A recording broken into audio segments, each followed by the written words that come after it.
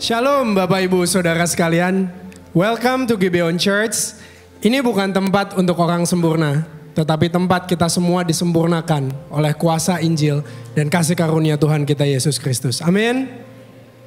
Hari ini kita memasuki perenungan katekismus ke-23.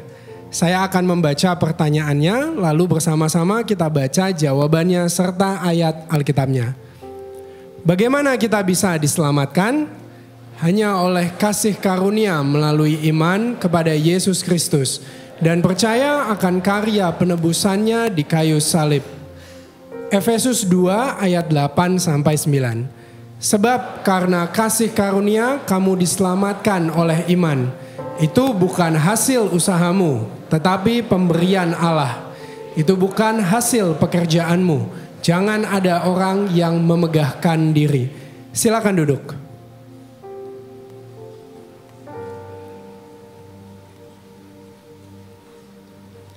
Sebagian besar kita mungkin pernah mendengar atau bahkan melihat lukisan Mona Lisa dari Leonardo da Vinci. Mungkin ada yang pernah melihatnya melalui film, melihat secara langsung, atau mungkin melalui internet. Sekarang bayangkan kalau kita sedang berhadapan dengan mahakarya tersebut, lalu kita mulai berpikir, seandainya saja senyumnya lebih lebar, mungkin hasilnya akan lebih bagus. Lalu kita mulai mengambil kuas dan kita tambahkan senyumnya. Mungkin hasilnya akan lebih mirip dengan Joker daripada Mona Lisa. Saudara, jawaban pertanyaan katekismus hari ini merupakan rangkuman yang indah tentang karya Kristus dan bagaimana kita bisa beriman kepadanya. Iman kepada Kristus bukanlah iman yang ditambahkan sesuatu apapun. Bukan iman ditambah asal-usul kita, latar belakang keluarga kita. Atau mungkin pekerjaan baik kita, prestasi kita, dan pencapaian kita. Iman kepada Kristus juga bukan mengenai seberapa banyak kita menginjil, membaca Alkitab, atau berdoa, atau melakukan disiplin rohani yang lain. Kasih karunia oleh iman juga bukan upah dari perbuatan baik yang Tuhan lihat pada kita. Seolah-olah Tuhan berkata kepada kita, kamu ini tidak punya banyak hal yang bisa menyelamatkanmu, tapi kamu punya iman dan aku suka hal itu. Bukan.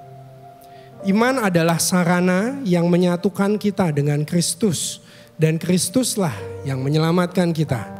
Sehingga objek iman itulah yang terpenting. Bahkan iman itu sendiri pun pemberian dari Allah. Dengan dibenarkan oleh kasih karunia melalui iman, kita diperdamaikan dengan Allah walaupun tentu saja kita tidak pantas menerimanya. Hati nurani kita tidak menuduh kita lagi. Kita pun dibebaskan dari kebutuhan untuk tampil sempurna. Justru kita bisa hidup dengan kejujuran bahwa kita rapuh dan tidak mampu. Sehingga kecukupan Kristus sajalah yang tampak dalam kehidupan kita. Dalam memberikan kasih karunia-Nya, Tuhan tidak serta-merta menghapus begitu saja hutang dosa kita. Tetapi Dia sendirilah yang membayarnya. Hukuman yang sudah ditetapkan bagi orang-orang berdosa sudah ditimpakan kepadanya. Ingatan akan dosa kita di masa lampau bisa menimbulkan rasa duka cita.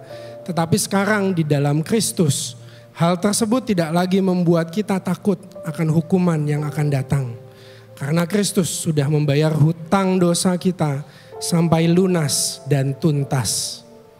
Jadi apa berarti kita tidak perlu berbuat baik? Saudara, lanjutan dari ayat yang kita baca tadi, yaitu di ayat 10-nya, mengatakan, karena kita ini buatan Allah, diciptakan dalam Kristus Yesus, untuk melakukan pekerjaan baik yang dipersiapkan Allah sebelumnya. Ia mau supaya kita hidup di dalamnya. Jadi ketika kita berprestasi, berbuat baik, atau melakukan disiplin rohani, ini adalah panggilan kita sebagai orang yang telah menerima anugerah terbesar Ini adalah bentuk ucapan syukur kita, bukan syarat menuju keselamatan. Kita bisa menjalani hidup yang penuh kasih, pengampunan, dan kemurahan hati karena kita tahu bahwa kita sudah diterima dan dikasihi tanpa syarat. Saya mengundang kita semua untuk bangkit berdiri. Kita masuk di dalam doa pertobatan. Ada hal-hal baik dalam hidup kita yang secara sadar maupun tanpa kita sadari, kita tambahkan pada karya keselamatan yang sudah diselesaikan Kristus. Kita perlu mengingat firman Tuhan yang menyatakan bahwa keselamatan bukanlah upah, tetapi kasih karunia. Usaha kita menambahkan ini menunjukkan ketidakpercayaan kita pada kesempurnaan karya penebusannya. Dan betapa usaha kita menyempurnakan karya yang sudah sempurna ini malah merusaknya. Mari kita berdoa.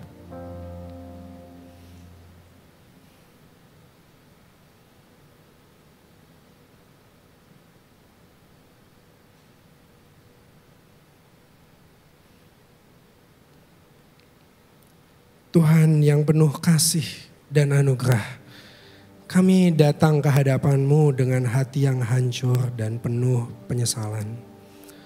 Betapa sering kami berusaha membangun keamanan dan identitas kami di atas fondasi yang rapuh. Hal-hal duniawi yang kami anggap memberi arti, kepastian, dan nilai hidup.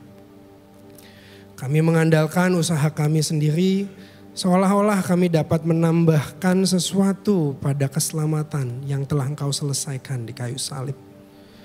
Kami menyadari kebodohan kami. Tidak ada satupun dari pekerjaan kami, pencapaian kami, atau bahkan pelayanan kami yang dapat menggantikan atau melengkapi karya penebusan Kristus yang sempurna. Ampuni kami Tuhan atas sikap hati yang sering menganggap keselamatan bisa kami upayakan sendiri.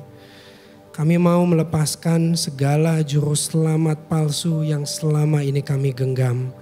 Nama baik, reputasi, keberhasilan, kekayaan, bahkan kebaikan kami sendiri yang tidak dapat menyelamatkan. Hari ini kami berbalik kepadamu. Karya keselamatan yang Engkau kerjakan sudah tuntas, lengkap, dan sempurna. Tidak perlu ditambahkan atau diperbaiki.